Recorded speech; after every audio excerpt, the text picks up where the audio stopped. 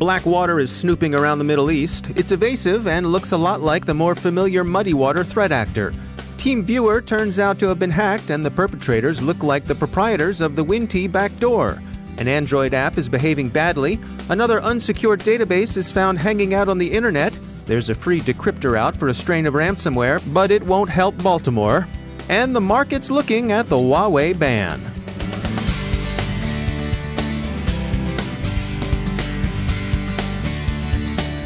And now a word from our sponsor, ExtraHop, the enterprise cyber analytics company, delivering security from the inside out. Have login credentials been compromised? Are attackers hiding in encrypted traffic? Enterprise security teams face questions like these every day, but without complete visibility inside your network, your investigation could take hours or even weeks, and that's assuming you were able to detect potential threats in the first place. ExtraHop helps you rise above the noise of your complex attack surface with complete visibility, real-time threat detection powered by machine learning, and guided investigations the SANS Institute calls fast and amazingly thorough. Learn more at extrahop.com/cyber or be the blue team in the interactive demo. That's extrahop.com/cyber. And we thank ExtraHop for sponsoring our show. From the CyberWire studios at Data Tribe, I'm Dave Bittner with your CyberWire summary for Tuesday, May 21st, 2019. Researchers at Cisco's Talos unit have released a report on the BlackWater cyber espionage campaign that's currently active in the Middle East. Talos associates BlackWater with the previously known persistent threat actor MuddyWater. There's the usual ambiguity about whether BlackWater is to be regarded as a campaign or an actor. We'll follow Talos and call it a campaign. BlackWater seems to be unusually evasive. It's added, Talos says, 3 steps to MuddyWater's familiar pattern. First, it uses an obfuscated Visual Basic for Applications, that's VBA script, to establish persistence as a registry key. It then installs a PowerShell stager that's designed to look like a red teaming tool, which will presumably induce many defenders to overlook it. Finally, its communication, once installed, goes back to a different command and control server than the one used in the initial attack stages. Talos doesn't say who's behind either BlackWater or MuddyWater. Their purpose is to describe behavior and not to answer whodunit, but MuddyWater has for some time been attributed by MITRE and others to Iran. TeamViewer, the German firm that provides remote connectivity solutions to business customers, turns out to have indeed been compromised in 2016 and perhaps as early as 2014. Der Spiegel says the firm did not disclose the incident at the time because, in TeamViewer's opinion, this was unnecessary, since the intrusion affected only its infrastructure as opposed to its customers. The attack is attributed to Chinese intelligence services, largely on the strength of the use of Winnti malware, a backdoor Trojan favored by Chinese government cyber operators since its introduction in 2009. It's thought that the threat actors responsible may have been APT-10, also known as Red Apollo, or our favorite, Stone Panda, which is what CrowdStrike calls them, or APT-17, sometimes associated with the name Deputy Dog, not to be confused with Deputy Dog, the Terry Toons hero, who suppressed varmints' misbehavior down in the swampland. APT-10 has often been linked with attacks on cloud service providers, APT-17 with incursions into supply chains. In any case, ZDNet reports the tactics, techniques, and procedures look like those belonging to those two APTs. Winnti malware is no stranger to German industry. It was found in attacks on both chemical and pharmaceutical giant Bayer and heavy manufacturer ThyssenKrupp. As the 5G build-out continues to gain momentum, how it will ultimately affect the security of critical infrastructure has become a topic of concern. Dave Venable is Vice President of Cybersecurity at security provider Masergy. I tend to think of it as anything from, electrical power plants, the electric grid, communications infrastructure, things that society relies on to function in a normal way. We're not talking about some website or something like that, although a website certainly could be a part of infrastructure. But I typically think of it as the things that let that website exist in the first place. Those everyday things we've come to rely on, the power and water and all those sorts of things. Exactly. Or even, telephone service or internet connections at this point. And so what are the challenges that we're facing here as the demand for those systems increases? One of the big issues today is that a lot of these systems were designed, 50 plus years ago. And security was not really held in mind at that time. So when these things were being developed, it just assumed that if you had access that you were trustworthy. And as we know today, that's definitely not the case. Now, there's been a lot of progress made in sort of segmenting these things and building up security around it in the last several years, to where we're not typically facing problems at this level very often. Although, as you've seen with Baltimore, a lot of what would probably be termed as infrastructure there has been impacted recently. So what are we looking at in the future here? I see a lot of talk about how 5G is going to enable things when it comes to infrastructure. What's your take on that? 5G certainly will be a huge game changer and in a positive way. But we have to do it right. I mentioned a minute ago that a lot of these like industrial control systems and things like that were designed years before anyone was really thinking about real security. And today we have this fairly unique opportunity to build up a new infrastructure with a modern way of thinking about it. I mean, as we've seen with the Huawei cases and some things like that recently, there's certainly a lot of potential for this to go in very, very negative ways.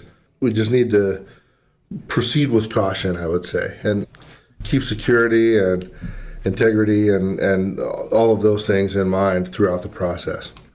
As we're on the leading edge of this transition, what are your recommendations for people to prepare themselves from a security point of view? What are the best practices they should adopt? So one of the biggest things that you can do is enable multi-factor authentication. From a privacy point of view, that actually makes a huge impact. This is where you type in a password and then an app on your phone or something along that line provides a code that you then type in as well. Now, that applies kind of ubiquitously across any infrastructure, but I always like throwing that out there. With looking at the future of 5G and big data and all of these concerns, there's unfortunately not a lot that the individual can do. Altering your habits to be essentially, the way I like to think of it is with personas, right? So if you have your public persona, then here's all the things that I don't care for everyone in the world to know. If you're mindful of that and just kind of keep that out there at all times, you're far better off. There's certainly a number of ways to kind of create alternate personas that you only use at certain times, sort of an operational security perspective. But with 5G, I mean, sort of becoming a prepper, having a bunch of water at home and a generator and things like that, there's really not much you can do to try to prevent sort of being impacted by an infrastructure attack or things like that. Kind of demonstrates part of the problem, I think. That's Dave Venable from Masergy. There's an app behaving badly in the Android ecosystem. Upstream System Security Lab SecureD says that VidMate, an Android app with about 500 million downloads, is up to a lot of not-so-good things. VidMate allegedly serves adware, subscribes users to paid services without their knowledge, and sucks down their mobile data. These things are all bad. VidMate told BuzzFeed it was investigating the matter, but declined to say much more than that. VidMate facilitates downloads of video from YouTube, WhatsApp, and other sources, but we think we'll do without it. An unsecured AWS database, apparently belonging to a Mumbai-based social media marketing outfit Chatterbox, has exposed information on millions of Instagram influencers, celebrities, and brand accounts, TechCrunch reports. The data seem to have been obtained by scraping. Bravo Microsoft, which has released a decryptor for JSWorm 2.0 ransomware. The decryptor is available for free from the New Zealand-based security firm. If you're a victim, Microsoft urges you not to pay, but to visit their site and use their decryptor. That decryptor won't help the city of Baltimore, alas. Charm City was afflicted almost 2 weeks ago with Robinhood ransomware, and while reversion to manual backup has restored some city services, most notably the ability to transfer deeds in real estate transactions, recovery is looking like a long and probably costly process. The new mayor, Jack Young, said at the end of last week that he had no precise timeline for recovery, but that the city was hard at work rebuilding systems in a way that would enable Baltimore to restore its business functions securely. It's going to be pricey. Apparently, Baltimore doesn't have insurance against this kind of attack. The taxpayers will be even more unhappy than usual. The U.S. continues to be serious about strictures against Huawei as markets sort out the ban's consequences.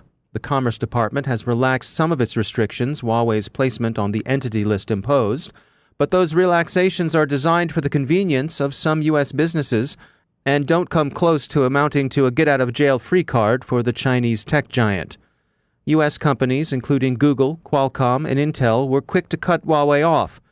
Huawei, for its part, has warned everyone not to take it lightly, that it has resources to draw upon, and that it doesn't intend to go quietly. How the markets ultimately regard the companies enmeshed in U.S. sanctions remains to be seen. Huawei suggests that its customers and vendors are likely to feel the bite more than Huawei itself, but others aren't so sure. There's also some pointing with alarm at the emergence of a new Cold War in cyberspace, but the first non-lethal shots in that particular war were fired so long ago that this hardly counts as news.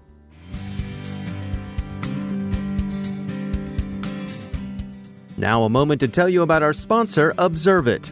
The greatest threat to businesses today isn't the outsider trying to get in. It's the people you trust, the ones who already have the keys. Your employees, contractors, and privileged users. According to a recent CA Technologies research report, 53% of organizations confirmed insider attacks within the last 12 months. Can you afford to ignore this real and growing threat? With Observit, you don't have to. See, most security tools only analyze computer, network, or system data. But to stop insider threats, you need to track a combination of user and data activity. Observit combats insider threats by enabling your security team to detect risky activity, investigate in minutes, effectively respond, and stop data loss. Want to see it in action for yourself? Try Observit free, no installation required, at observit.com/cyberwire. That's observit.com/cyberwire. And we thank Observit for sponsoring our show.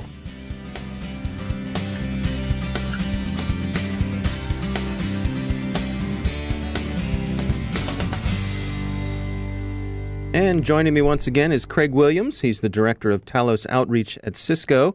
Craig, it's always great to have you back. I wanted to touch base with you on some of the stuff that you and the Talos team are monitoring out there on the net. What are you seeing these days?